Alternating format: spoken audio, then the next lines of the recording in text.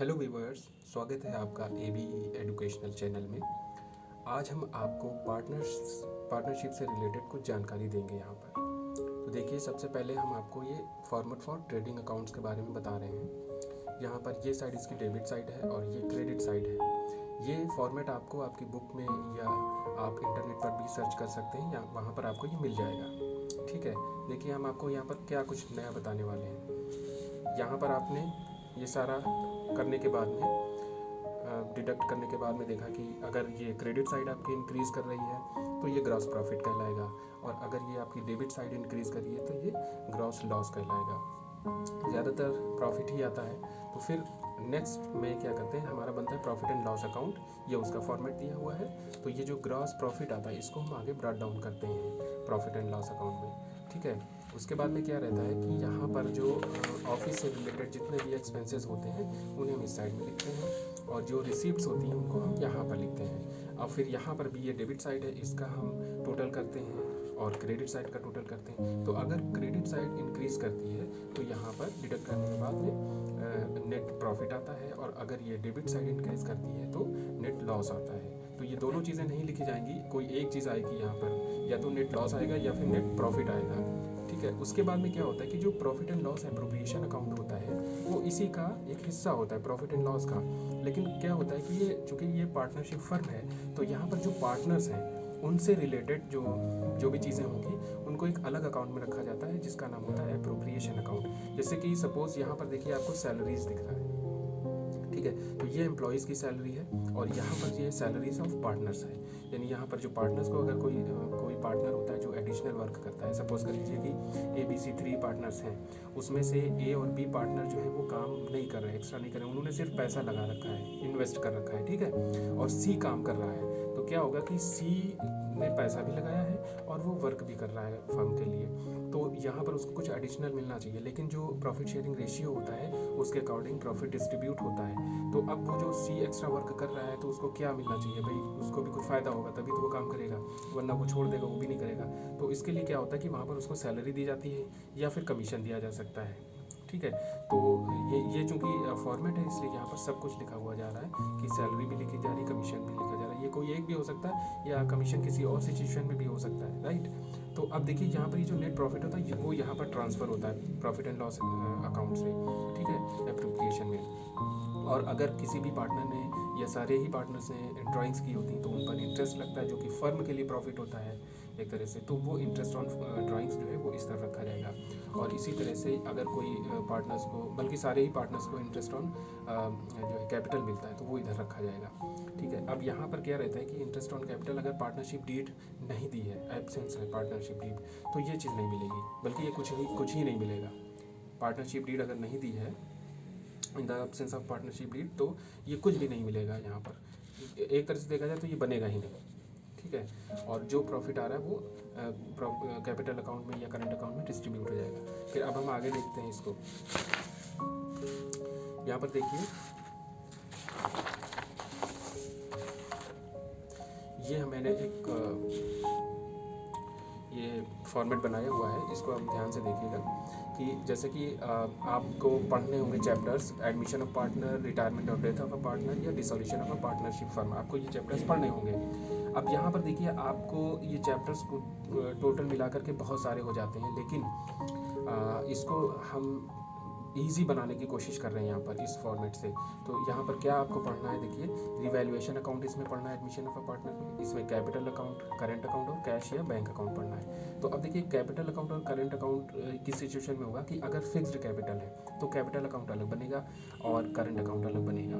ठीक है, और अगर फ्लक्चुएटिंग कैपिटल की बात करी जा रही है तो ये दोनों अकाउंट एक ही में बनते हैं और उसका नाम होता है कैपिटल अकाउंट। ठीक है, अच्छा फिक्स्ड कैपिटल होती है, यानी कि फिक्स का जैसे कि नाम से पता चल रहा है कि कैपिटल जो है वो हमेशा फिक्स ही रहेगी, उसमें कोई भी चेंज नहीं होगा, यानी अप एंड डाउन नहीं होगी। तो उसके लिए अब करंट अकाउंट में जैसे कि ये चीज़ें जो आपको मिलेंगी, सैलरीज, कमीशन या रिजर्व इंटरेस्ट वगैरह, कैपिटल पर इंटरेस्ट वगैरह होगा, तो उससे क्या होगा कि कैपिटल में तो चेंज आएगा। तो कैपिटल को चेंज नहीं करना है हमें, कैपिटल को फिक्स ही रखना है, तो उसके लिए हमें करंट अकाउंट बनाना होगा। वो सारी चीज़ें यहाँ पर आ जाएंगी। ठीक है, और अगर फ्लक्चुएटिंग है तो एक ही अकाउंट बनेगा, सिर्फ कैपिटल अकाउंट, उसमें ही सारी चीज़ें आएंगी।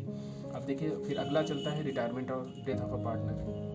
वहाँ पर भी आपको रिवैल्यूएशन अकाउंट मिलेगा, कैपिटल अकाउंट मिलेगा, करंट अकाउंट मिलेगा, कैश इन बैंक, कैश या बैंक अकाउंट मिलेगा। तो सेम सिचुएशन है, उसी तरह से बनेंगे, कोई भी चेंज नहीं होगा। बस चेंज सिर्फ इतना होगा, चूँकि यहाँ पर कोई भी पार्टनर रिटायर हो रहा है, ठीक है, तो उसका पैसा मिल जाएगा उसको। बाकी के जो पार्टनर हैं उनको जो है, तो यहाँ पर देखिए कि रिवैल्यूएशन अकाउंट उसी तरह से बन रहा है। जो पार्टनर की डेथ हो रही है तो उसका जो सक्सेसर होगा उसको वो पैसा मिल जाएगा यहाँ पर कैपिटल अकाउंट में। अदरवाइज रिटायरमेंट की सिचुएशन में जो पार्टनर रिटायर हो रहा है, वो चला जा रहा है, तो सारा पैसा उसको दे देंगे। और अदरवाइज अगर कुछ पैसा उसको कैश में दिया जा रहा है, बाकी उसका रोके लिया जा रहा है एज ए लोन की तरह से, तो वो फिर उसका लोन अकाउंट अलग ओपन कर देंगे और उसको इंटरेस्ट उसके रेशियो में मिलता रहेगा। बाकी सारे अकाउंट जैसे कि आपको दिख रहा है, इस चैप्टर की सिचुएशन में और इस चैप्टर की सिचुएशन में भी सारे सेम बनेंगे। अब लास्ट में आता है dissolution of a partnership firm. इसका मतलब होता है कि पार्टनरशिप फर्म जो है वाइंडिंग अप हो रही है, यानी कि ख़त्म की जा रही है पार्टनरशिप फर्म, ठीक है। तो अब वहाँ पर ये जो रिवैल्यूएशन अकाउंट होता है उसकी जगह पे instead of revaluation account realisation account बनेगा, क्योंकि जितनी भी फिक्स्ड एसेट्स होती हैं उन सबको बेचा जाएगा, उन सबसे पैसा वसूल किया जाएगा, ठीक है, उसको सेल करके या कोई कैसे भी ले ले, कोई कभी कभी कोई पार्टनर ही ले लेता है उसको, लेकिन वो रियलाइजेशन में ही आएंगी, ठीक है।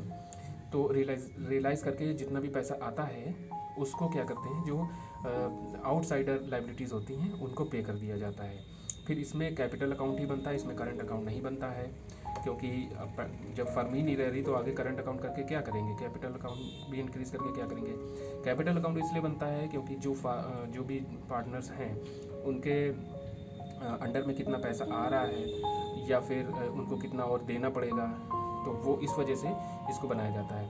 यहाँ पर पार्टनर्स लोन अकाउंट है कि अगर किसी पार्टनर ने लोन दिया रहता है, ठीक है, तो उसका लोन अकाउंट बना करके पहले उसको दिया जाएगा पैसा, क्योंकि ये एक वो है लाइबिलिटी की तरह से हुए।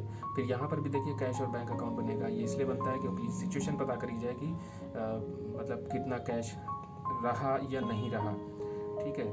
तो अब देखिए ये चीज़ हो गई। तो अब आप देखिए कि आपको क्या स्टडी करना है, यानी कि आपको बेसिकली मोटे मोटे तौर पे देखा जाए तो आपको रिवैल्यूएशन अकाउंट या फिर रियलाइजेशन अकाउंट, ये थोड़ा सा डिफरेंट होता है इससे, ठीक है।